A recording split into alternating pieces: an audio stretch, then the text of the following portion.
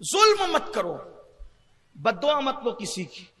बुजुर्गों ने बयान किया, अपनी किताबों में लिखा, एक बुढ़िया थी और वो बुढ़िया की एक झोपड़ी थी, उसने झोपड़ी में रहती थी।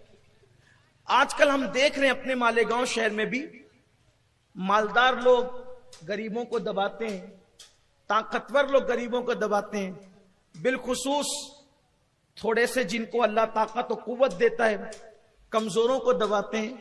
लेकिन मैं लोगों से ये कहता हूं कि कमजोरों को दबाने में कोई कमाल नहीं है, कमजोरों को उठाना कमाल। उठाने वाले बनो, गिराने वाले मत बनो। याद रखना, गिरा के कभी सुकून नहीं मिलता, हमेशा सुकून उठा के मिलता। किसी को दुख देकर कभी सुकून नहीं मिलता, हमेशा सुख देकर सुकून मिलता है। बुढ़िया थी, उसकी छोटी सी झोपड़ी थी। एक बादशाह को ख्याल आया कि मैंने कोई महल बनाना है अपना। महल के लिए अपने नौकरों से कहा, सिपाह से कहा, मेरा महल बनाना चाहता हूं नया। जमीन देखो। जमीन देखने वहां क्या मामला था, कोई खरीदी बिक्री तो करनी नहीं थी, पूरी सल्तनत बादशाह की थी। उन्होंने एक जगह का इंतखाब किया, जगह मुंतखब हो गई, महल की संगे बुनियाद रख दी गई, महल की तामीर भी शुरू हो गई, महल बन भी गया। महल बन गया जंगल में, तो जंगल में तो मंगल ही हो गया। जब महल बन गया तो किसी चापलूस ने, क्योंकि लोग कहते हैं ना शाह से ज्यादा शाह के नौकर जो डेढ़ होशियार होते हैं, तो ऐसे ही होता है। चमचे बड़ा खराबा करते हैं, चमचे इर्द गिर्द के लोग बड़ा खराबा करते हैं। अल्लाह की अमान मांगिए। पहली बात तो चमचे रखिए ही मत। मालदारों के इर्द गिर्द तो हो ही जाते हैं, मालदारों के इर्द गिर्द हो जाएंगे, ताकतवरों के इर्द गिर्द हो जाएंगे, अहले इल्म के इर्द गिर्द हो जाएंगे। जरूरत नहीं है, जरूरत नहीं है। इसलिए कि कुदरत ने हाथ दिया, हाथ का इस्तेमाल कीजिए। दुनिया से अगर चमचे खत्म हो जाएं तो दुनिया से झगड़े खत्म हो। हाँ, चमचों से खाने वालों के मुंह जलते हैं, मुंह याद रखना। इसलिए कि हाथ से खाओगे ना तो हाथ बताएगा कि कितना गरम है कि नहीं गरम है, चमचा कभी नहीं बताएगा। चमचे ने तो बताना ही नहीं, कि उसका काम ही नहीं। वो तो चमचा रहता कुछ है, बताता कुछ। चमचे की तारीफ ही है। इसलिए आप घर में हो तो भी चमचे मत पालो। कुछ सास लोग ऐसी होती है जो कुछ बहुओं को चम्मच बनाकर रखती है, उनकी भी जरूरत नहीं। हंसने की बात नहीं।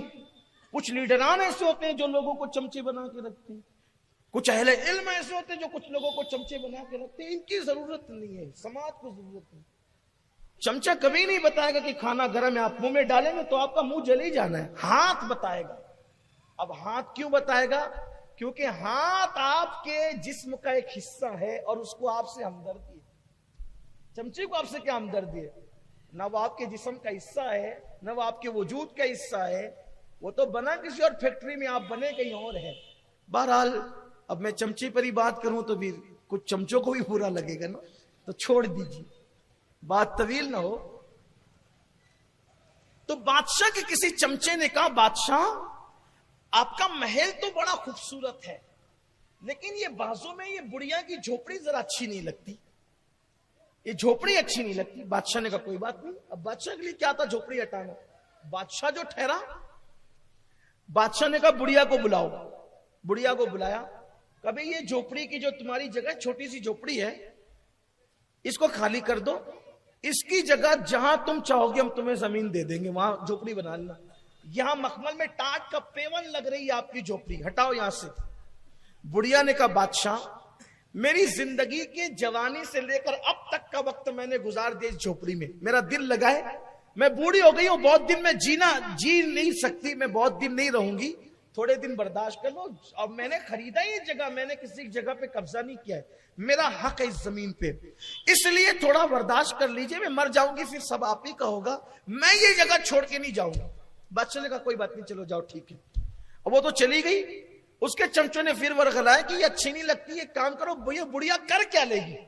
याद रखना, हर जुल्म करने वाला ये सोचता है कि ये कर क्या लेगा, वो कुछ नहीं करेगा, वो कमजोर है, वो कुछ नहीं करेगा, लेकिन उसका जो रब है वो बहुत ताकत वाला है, ये मत भूलना कभी।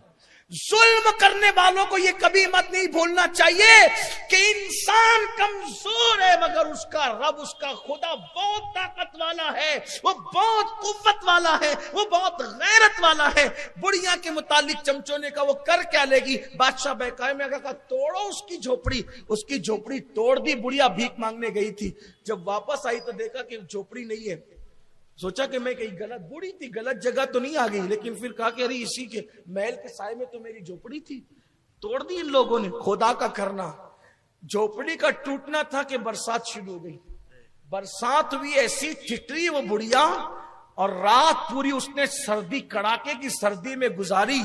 और उस सर्दी के बाद उसको आया गुस्सा, और गुस्सा आया, वो कर क्या सकती थी?